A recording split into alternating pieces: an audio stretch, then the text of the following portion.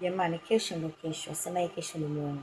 Tarehe 21 mwezi wa 12 2025 ni bonanza ambalo halijawahi kutokea nchini Tanzania. Bonanza ambalo linaenda kuwakutanisha manguli kabisa wa michezo hapa Tanzania, yaani mashabiki kindakindaki wa timu hapa za Kariakoo, tukizungumzia Simba Sports Club na Young Africa, ambayo kesho mashabiki hao watatupa mchezo wenye ladha tofauti tofauti pale kwenye uwanja wa KMC pale Kinondoni. Muda ni saa 10 kamili. Jamani, kiingilio ni bure tu.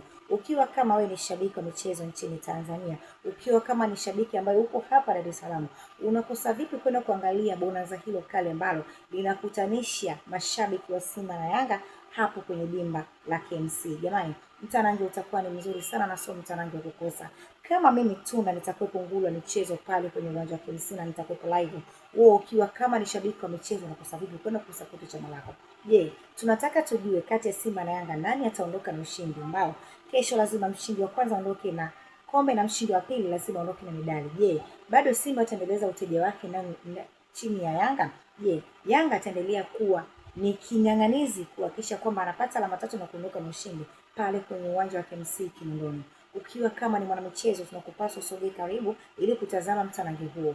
Je, mtanange huo utakuwa na vivutio mbalimbali, lakini vile vile utakuwa na matukio mbalimbali, tukizungumzia burudani ya muziki, burudani ya michezo na matamasha mbalimbali ambao itakopamba shughuli yetu ya kesho, ambalo bonanza letu tumeliandaa kwa vitu vingi na imara kabisa.